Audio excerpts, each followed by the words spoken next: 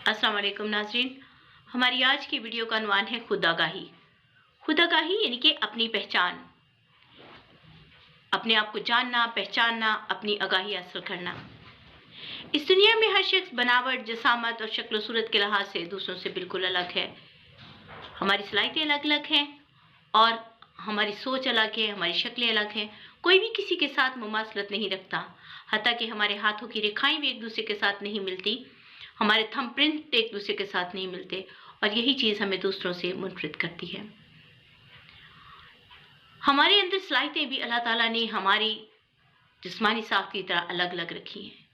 किसी को उसने मेहनत करने के लिए ज़्यादा जज्बा दिया है, किसी को कम, किसी की सोच किसी और तरह से दी है, किसी को सोच की जो है वो वुसअत अता कर दी, कोई तंग नज़र है। हर बंदा अपने अपने सलाहियत के मुताबिक देखता, सोचता और सुनता है और इन्हीं सलाहियतों से फ़ायदा उठाकर हम जिंदगी के मकाम में आगे बढ़ते चले जाते हैं और अपने लिए एक अलग जगह बना लेते हैं। लेकिन जो लोग अपनी सलाहियतों को नहीं पहचान पाते, वो जिंदगी में अपना अलग मकाम भी नहीं बना पाते हैं।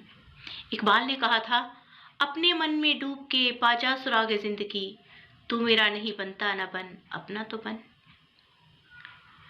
कुछ लोग जिंदगी को महज एक ही रौ में समझते हैं। कुछ लोग कहते हैं दुनिया दुखों का घर है, कोई कहता है जिंदगी महज रोने धोने का नाम है, जिंदगी महज दुख और तकलीफों का नाम है।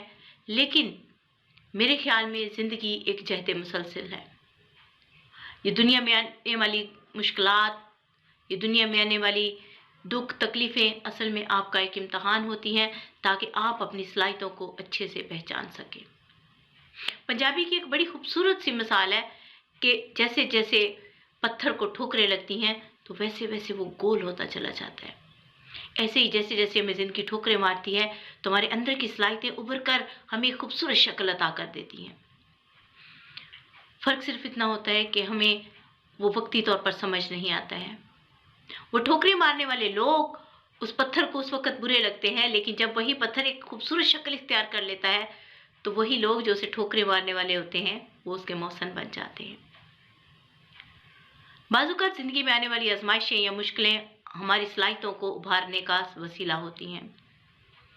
एक दफ़ा का ज़िक्र है कि एक शिकारी किसी जंगल से गुज़रा और किसी बाबा जी की कुटिया के पास वो महज़ कुछ देर सस्ताने के लिए रुका। तो उसने देखा कि वहाँ मुर्गी के बच्चे दाना चुग रहे हैं और उन्हीं के साथ एक छोटा-सा बाज़ का बच्चा भी दाना चुग रहा था। अब वो बड़ा हैरान हुआ। उसने बाबा जी से कहा कि कहाँ मुर्गी के बच्चे और कहाँ ये बाज़ का बच्चा, तो इनके साथ ये कैसे आपने रखा हुआ है? ये तो इसके साथ ज़्यादती है।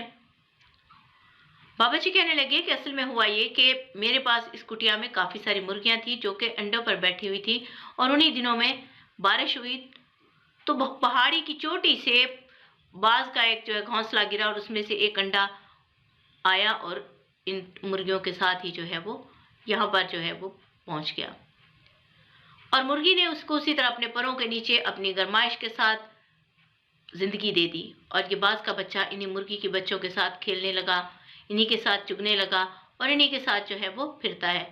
अब तो इसे याद भी नहीं है कि ये बाज़ का बच्चा है।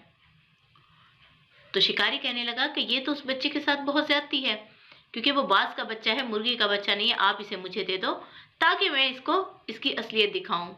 बाबा जी कहने लगे कि ठीक है, तुम ले जाओ। अब वो शिकारी उस बाज़ को लेकर पहाड़ की चोटी पर चला गया और उसे बात बताने लगा कि तुम एक बाज़ के बच्चे हो, तुम मुर्गी के बच्चे नहीं हो।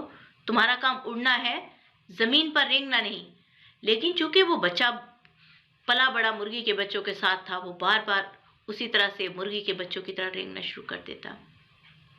कई बार की कोशिशों के बाद तंग आकर शिकारी उसे एक ऐसी चट्टान पर ले गया जो बहुत ऊंचाई पर थी और उसने वहां ले जाकर उसे कहने लगा कि तेरी पहचान ये है कि तू बाज़ का बच्चा है और तुझे ऊंची परवाज़ करनी है, लेकिन तू अपनी ज़िंदगी को, अपनी सलाहियतों को ज़ाया कर रहा है। अब मैं तुझे यहाँ से नीचे फेंक दूंगा। अगर तुझे अपनी सलाहियतों की पहचान हुई तो तू अपनी ज़िंदगी को बचा लेगा, वरना इसी ऐसी बेमकसद ज़िंदगी से मर जाना ज़्यादा बेहतर है। शिकारी ने उस चट्टान से उसको फेंक दिया। पहले तो बाज़ का बच्चा बहुत घबराया, बहुत झुंझलाया, नीचे देखा, खौफ़ज़दा हुआ, लेकिन फिर आहिस्ता-आहिस्ता अपने ज़िंदगी बचाने के लिए अपने पर मारना शुरू कर दिए। और फिर चूँकि उसके अंदर अल्लाह ताला ने कुदरती तौर पर उड़ने की सलाहियत रखी हुई थी, सो वो पर खुलते गए और वो प्रवास करने लगा, गोल-गोल चक्कर लगाने लगा, उड़ने लगा, ऊपर, नीचे, दाएँ-बाएँ और फिर आकर शिकारी के कंधे पर बैठकर शुक्रगुज़ार नज़रों से उसे देखने लगा।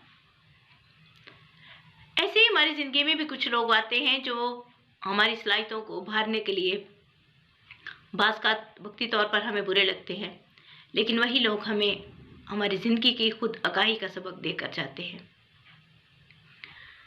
सो अपने लिए हमेशा एक अच्छा उस्ताद, एक अच्छा दोस्त,